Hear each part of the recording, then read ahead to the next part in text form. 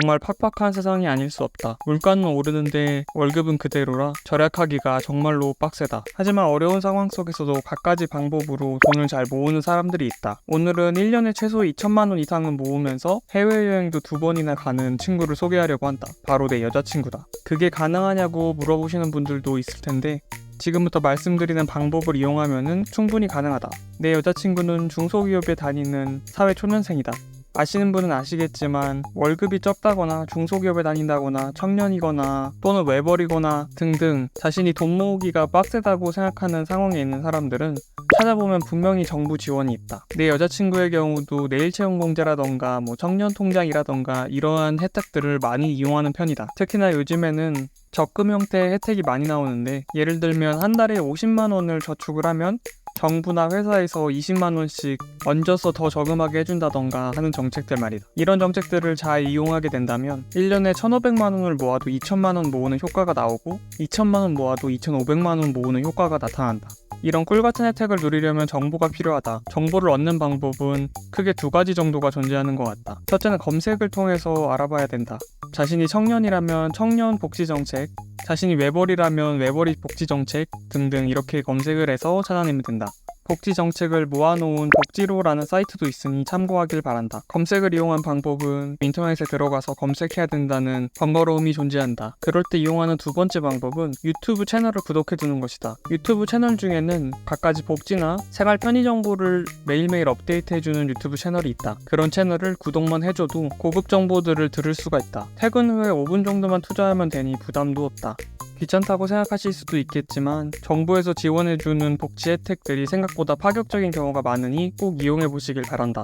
사실 개인적으로 생각하는 이러한 혜택들의 큰 장점은 정부가 적금을 강제적으로 들게 함으로써 소비 습관을 자동으로 만들어준다는 것이다. 인간에게 돈은 써도 부족한 것이다. 그렇기 때문에 먼저 소비를 한 다음에 저축을 하려고 하면 남는 돈이 없다. 하지만 순서를 바꿔서 적금을 먼저 들어놓고 그 다음에 소비를 하게 된다면 저절로 지혜로운 소비 습관이 생기고 몇 년 후에는 목돈이 마련되어 있는 것을 볼 수가 있다. 1년에 2천만 원 모은다고 가정했을 때 5년 후면 1억이 되고 사회생활을 일찍 시작해서 25살에 회사를 들어갔다면 30살에는 1억을 벌어서 나오는 것이다. 소비 순서가 이렇게나 중요하다. 월급을 받고 적금으로 미리 저금을 해둔다면 나머지는 몽땅 자신의 생활비로 써도 된다. 이때 여행을 원한다면 그 생활비에서 일부를 떼서 여행자금 통장에 모아두면 되는 것이다. 여기서 점검해야 될 비용이 바로 주거비와 식비이다. 자취하고 계시는 분들은 알겠지만 주거비와 식비 때문에 저축하기가 굉장히 어려워진다. 그래서 웬만하면 자취를 하지 않고 집에 얹혀 살면서 돈을 모으는 것이 좋겠지만 직장이 멀어가지고 반드시 자취를 하게 된다면 머니트레이너 김경필 선생님의 말씀과 같이 주거비는 본인의 소득의 15% 이상을 할애하면 안 된다. 예를 들면 어떤 사람의 월급이 300이라고 했을 때 45만 원 이하로만 주거비를 할애해야 된다는 얘기다. 여자친구의 경우 집에서 회사까지 왕복 3-4시간이 걸리는데도 자취를 하지 않고 집에서 다니고 있다. 그래서 주거비와 식비를 거의 제로에 가깝게 만들어 놓고 있고 자신의 자취비로 들어갈 돈을 일부 떼서 장 보는 데 보태거나 가족들이 여행하는 데 필요한 경비를 대기도 한다. 만약 작정한다면 더 아낄 수도 있겠지만 앞서 말한 이러한 정보들만 잘 몸속에 체화해도 충분히 돈이 모이게 된다. 저는 지금 예비군 훈련 가고 있는 중이고요. 작년에는 추운데 동대장님이 빡센 분이어가지고 훈련을 많이 했습니다. 지금 여름인데 훈련 좀 빼줄지 모르겠네요. 일단 기대하면서 가보겠습니다. 폭염주의보로 인해 오늘은 실내에서 훈련을 받게 됐다. 정말 최고의 훈련이다. 국가에게 감동받았다. 회사 하루 빠지게 해주는 것도 고마운데 이렇게 앉아서 훈련을 받게 해준다. 그리고 끝나면 돈도 준다. 나는 그 돈을 받아서 치킨을 사 먹을 것이다. 훈련은 1시부터 7시까지 진행됐고 6시 정도에는 밥을 먹었다. 밥은 식당에서 먹는 게 아니라 전투식량으로 제공해 주더라. 요즘 전투식량 어떻게 나오는지 보여드리고 싶었지만 카메라 촬영하는 게 왠지 좀 미안해서 촬영은 하지 못했다. 대신 사진을 첨부해본다. 끝나고 부식으로 전투식량, 보리건빵, 초코바를 받았다. 전투식량이 특이한 게 호불호가 엄청 강해서 싫어하는 사람은 입에 대는 것조차 질색팔색하지만 좋아하는 사람의 경우는 아주 야무지게 먹어치우기도 한다. 나는 전투식량에 별 생각이 없었지만 옆에 분이 전투식량이 좋다고 달라고 해가지고 끝나기 전에 드리고 왔다. 그냥 두면 맛없어서 처치곤란이었는데 잘 된 것 같다.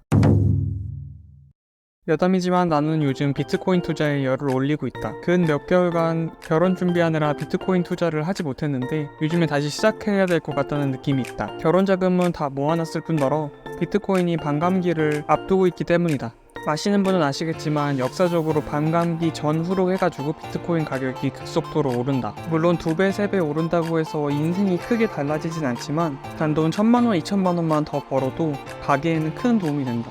1,000만원, 2,000만원만 더 있어도 가족 여행비로 쓸 수가 있거나 몸이 아프거나 마음이 힘들 때 병원비로 사용할 수도 있다. 인생에서 돈이 가장 중요하진 않지만 돈으로 해결할 수 있는 것들이 꽤 많기 때문에 기회가 온다면 차근차근 돈을 모아서 확실한 곳에 투자를 해두면 그 수익금만큼은 확실하게 활용 가능하게 된다. 투자와 관련된 영상은 따로 찍어 올리겠지만 간단하게만 설명한다면 나는 DCA 방법을 선호한다. 달러 코스트 에버리징의 약자로 차트를 보지 않고 매주 또는 매월 같은 양의 금액을 매수하는 것을 뜻한다. 그렇게 된다면 자신의 평단은 차트의 최고점과 최저점의 중간 부분인 평균치가 된다.